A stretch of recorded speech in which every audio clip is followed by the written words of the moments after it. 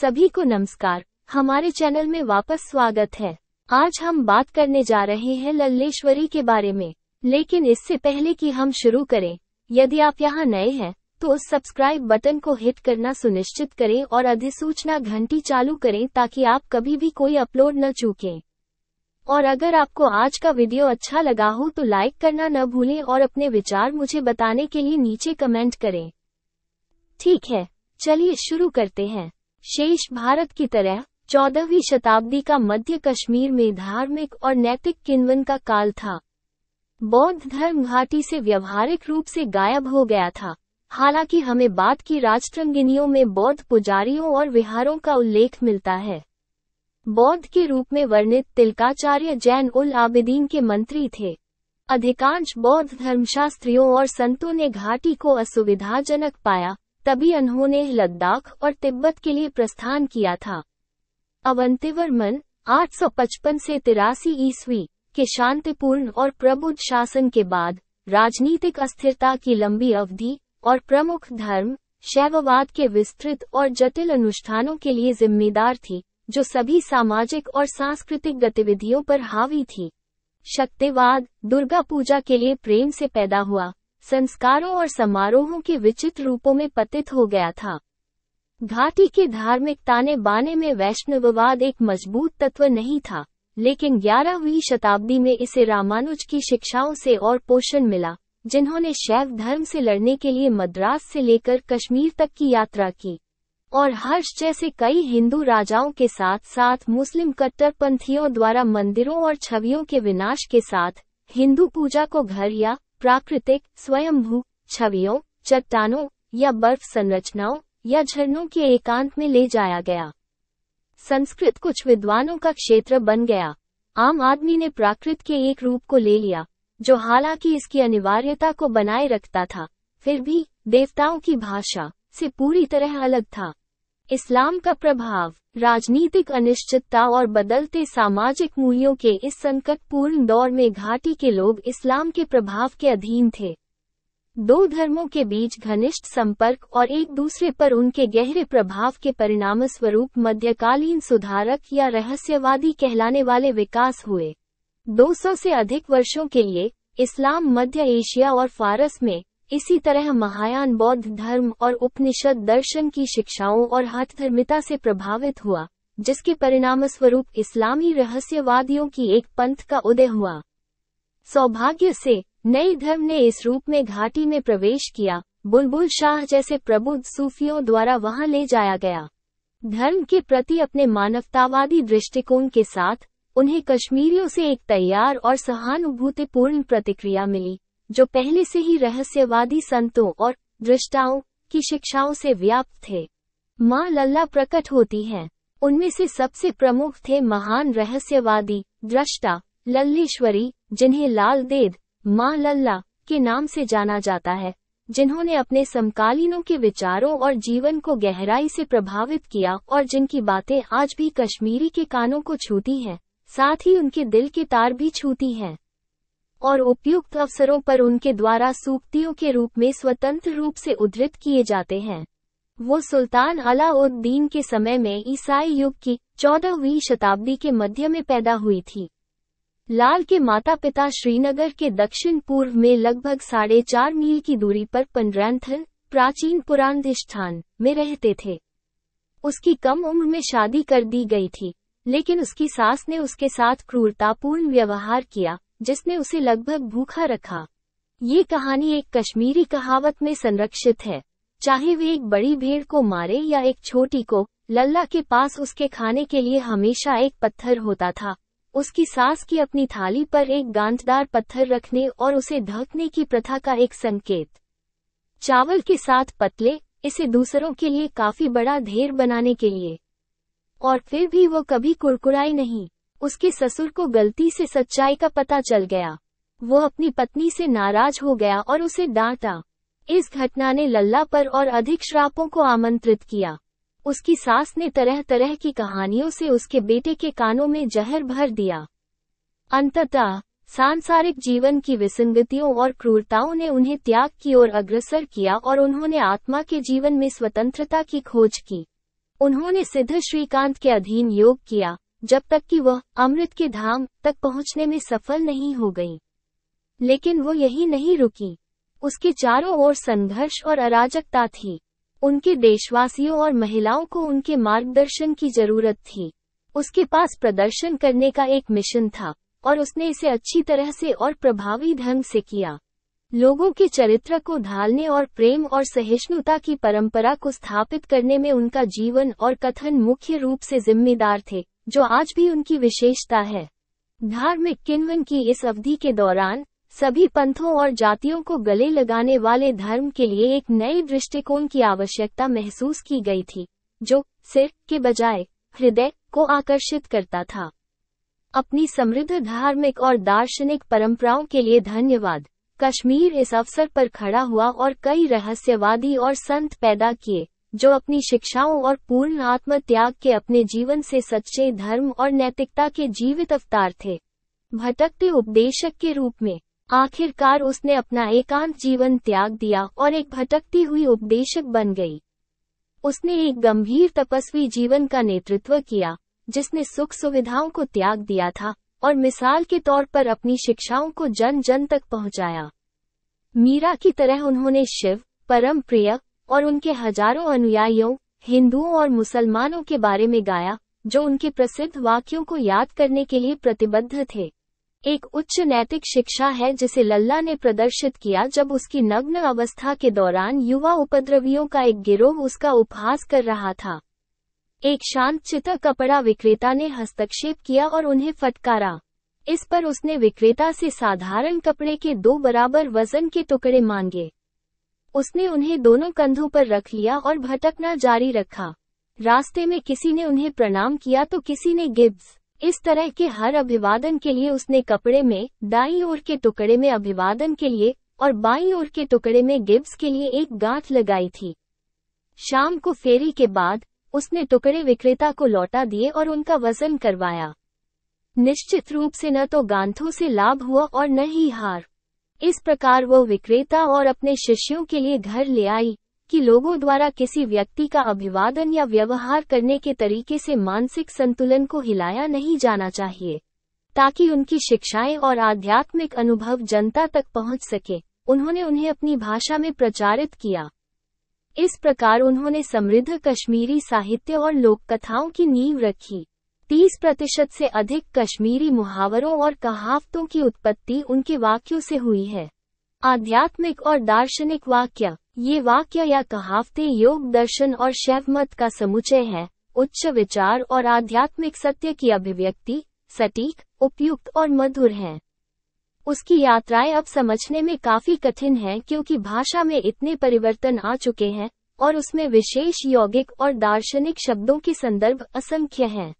इनमें से कुछ कहावतें doctor Grierson, doctor Barnett, sir Richard Temple और पंडित आनंद कौल द्वारा संकलित और प्रकाशित की गई हैं, और इस विचार के अलावा कि वे कश्मीरी भाषा के माध्यम से कश्मीर के शैव दर्शन की व्याख्या करते हैं, वे संस्कृतियों के संश्लेषण का उदाहरण देते हैं जिस कश्मीर पर हमेशा से ध्यान दिया जाता रहा है।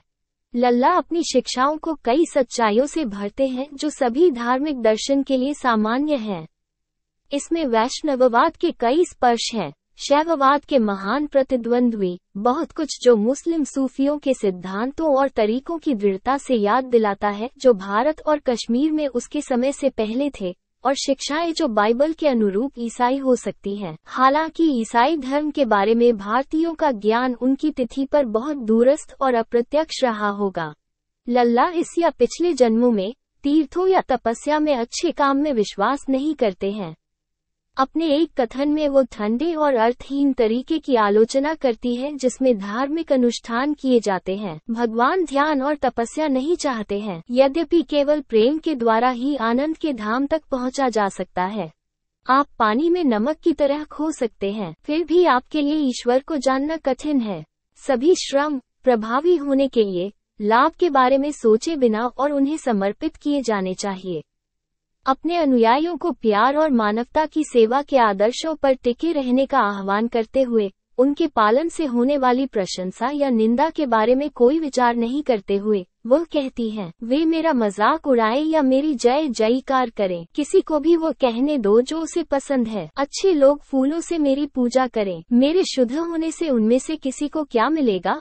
अगर दुनिया मेरी बुराई करती है, मेरे दिल में कोई दुर्भावना नहीं होगी। अगर मैं भगवान का सच्चा उपासक हूँ, क्या राख आईने पर दाग छोड़ सकती है? वो एक बेकार और यहाँ तक कि मूर्खतापूर्ण काम के रूप में मूर्ति पूजा की एक मजबूत आलोचक है और मोक्ष के लिए यौगिक सिद्धांतों और अभ्यासों की ओर मुड़ने के लिए शेरों और पत्थरों के उपासकों को आदेश देती है। मूर्ति पत्थर की है, मंदिर पत्थर का है। ऊपर मंदिर और नीचे मूर्ति एक है। हे मूर्ख पंडित, तू इनमें से किसकी पूजा करेगा? तू आत्मा के साथ मन का मिलन करा।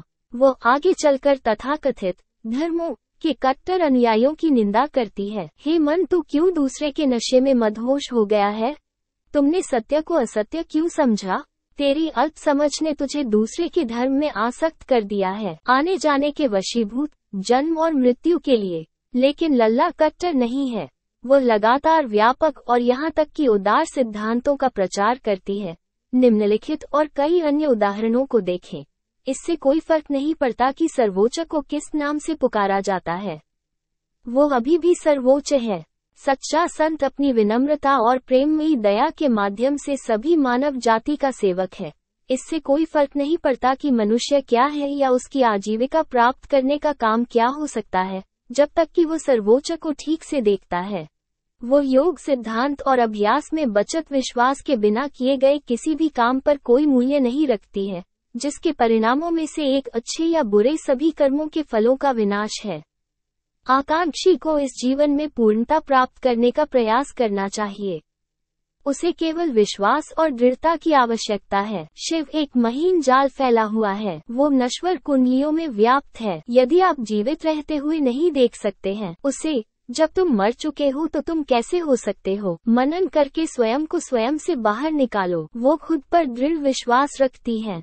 वो प्रसिद्ध हो गई है और उसकी बातों की शराब की बात करती है जो स्पष्ट रूप से कीमती है और अक्सर अपने स्वयं के जीवन के तरीके के बारे में बताती है, पूरी तरह से विश्वास करते हुए कि उसने रिहाई प्राप्त कर ली है। मैंने देखा और पाया कि मैं हर चीज में हूँ। मैंने हर चीज में ईश्वर को तेजो में देखा। सुनने और रुकने के बाद शिव को देखें। घर उसका अकेला है। मैं कौन हूँ? लल्ला। कट्टरपंथियों के उपदेशों से जनता के बीच पैदा हुए भ्रम को दूर करना उनके मिशन का सबसे महत्वपूर्ण उद्देश्य था।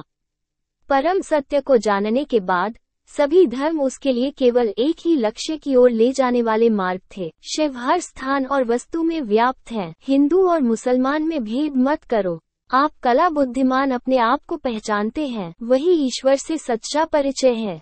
महान रहस्यवादी। लल्ला की महानता अपने योग अभ्यासों के दौरान आम आदमी की भाषा के माध्यम से अपने अनुभवों का सार देने में निहित है। उन्होंने मनुष्य के विकास, नाद के सिद्धांत, एक जीव की चिंताओं और दुखों और उन्हें दूर रखने के तरीके को बहुत स्पष्ट रूप से दिखाया है।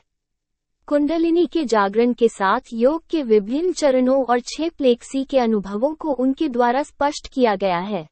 वास्तव में एक कवि के रूप में उनके काम पर और शायद आध्यात्मिक क्षेत्र में उनके काम पर बहुत कुछ कहा जा सकता है। लेकिन ऐसे समय में जब दुनिया सामाजिक, राजनीतिक और आर्थिक संघर्षों से पीड़ित थी, आदमी और आदमी के बीच के अंतर को दूर करने के उनके प्रयासों पर जोर देने की जरूरत है। जिस समग्र संस्कृति और विचार का उन्होंने प्रचार किया और जिन आदेशों की उन्होंने स्थापना की, वे शैववाद और इस्लामी सूफीवाद के गैर द्वैतवादी दर्शन का मिश्रण थे। 13वीं शताब्दी में उन्होंने अहिंसा, सादा जीवन और उच्च विचार का उपदेश दिया और इस प्रकार मुसलमानों के लिए लल्ला आरिफा और हिंदुओं के लिए लल्लेश्वरी बन गई। इस प्रकार वो मध्यकालीन रहस्यवाद का प्रचार करने वाले संतों की लंबी सूची में पहली थी, जिसने बाद में पूरे भारत को घेर लिया। ये याद रखना चाहिए कि रामानंद की शिक्षा और उनके बाद आने वाले लोगों का लल्ला पर कोई प्रभाव नहीं पड़ सकता था, क्योंकि रामानंद 1400 और 1470 के बीच फले फूले, जबकि कबीर ने 1440 और 1518 के बीच अपने प्रसिद्ध दोहे गाए, और गुरु नानक ने 1469 और 1538 के बीच। तुलसीदास ने किया। 1532 तक दृश्य पर नहीं आया, जबकि मीरा बहुत बाद में फली फूली। लाल डेढ़ की 5 कविताएं। कविता 1। मैंने एक पढ़े लिखे आदमी को भूखा मरते देखा है। कड़वी हवा से उड़ गया पत्ता।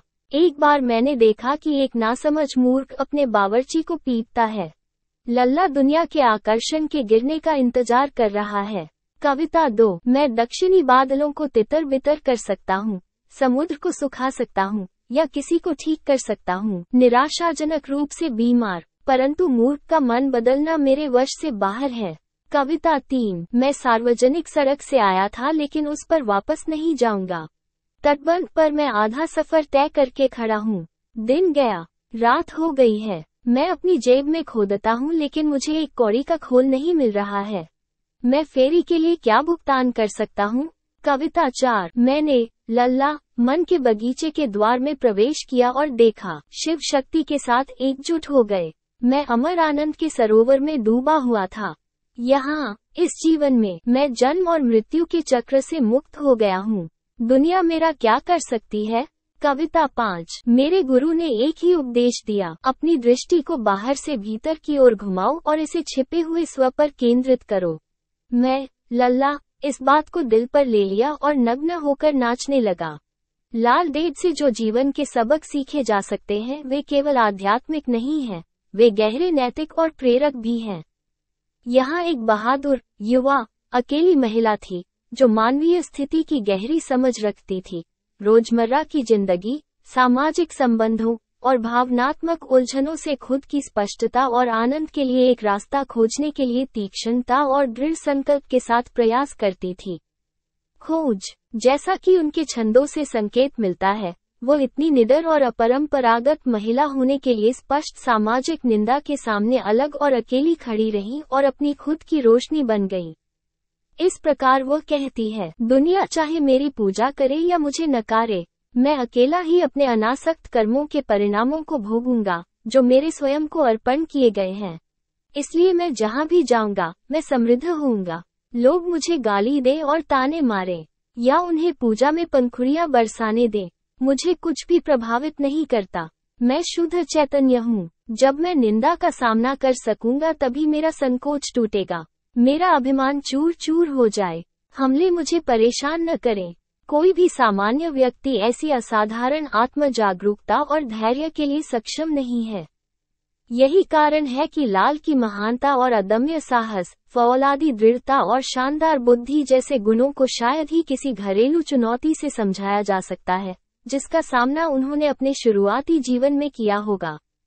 लाल शायद सबसे बढ़कर एक असाधारण व्यक्ति थे जो आत्म साक्षात्कार की अपनी खोज में समाज की तुच्छ चिंताओं और बंधनों से ऊपर उठे थे। जैसा कि वो कहती है, जब मेरे भीतर आंतरिक प्रकाश जल उठा तो प्रकाश बाहर चला गया। इससे भी अधिक आकर्षक बात यह है कि वो जिस चमकदार ज्ञान तक पहुंची वो अत्यधिक शिक्षित या शास्त्रों या जटिल अनुष्ठान तकनीकों, मंत्र, तंत्र में पारंगत होने के कारण नहीं थी। जैसा कि वो कहती है, मैं सरल पैदा हुई थी और मैं मर जाऊंगी। इसलिए 15वीं शताब्दी के उस अन्य महान भारतीय संत कबीर की एक मजबूत याद में, जिन्होंने अनपढ़ होते हुए भी बनारस की सड़कों पर सरलतम भाषाओं में उच्च उपनिषद अद्वैत का प्रचार किया, वास्तविकता के वास्तविक स्वरूप और स्वयं के ज्ञान के बारे में लाल का ज्ञान सहज और अनुभवजन्य था। वो कश्मीर की पवित्र भूमि से आई शानदार और पवित्र आत्माओं की एक लंबी कतार से ताल्लुक रखती हैं। आज हमारे उपभोक्तावादी और अति जुड़े आधुनिक विश्व में विडंबना यह है कि हम अपने स्वयं के भीतर से कटे हुए हैं। नतीजतन हम एक समाज के रूप में बड़ी हिंसा और उथल पुथल से पीड़ित हैं। आज पहले से कहीं अधिक लाल डेढ़ के चमकदार उच्चारण सदियों से मुक्ति के प्रकाश स्तंभ के रूप में चमकते हैं और हमें अपने सच्चे स्वयं को छुड़ाने का मार्ग दिखाते हैं। और यही आज के वीडियो का अंत है। हम वास्तव में आशा करते हैं कि आपने देखने का आनंद लिया और कुछ नया सीखा। अगर आपने किया है तो कृपया वीडियो को लाइक करें और अगर आपने पहले से ही हमारे चैनल को सब्सक्राइब करना न भूलें। साथ ही अधिसूचना घंटी को दबाना सुनिश्चित करें ताकि आप कभी भी कोई अपलोड न चूकें। यदि आपके पास आज के वीडियो के बारे में कोई प्रश्न या टिप्पणी है तो बेझिझक उन्हें नीचे छोड़ दें और हम हर एक को जवाब देने की पूरी कोशिश करेंगे। देखने के लिए बहुत बहुत धन्यवाद और हम आपको अगले एक में देखेंगे।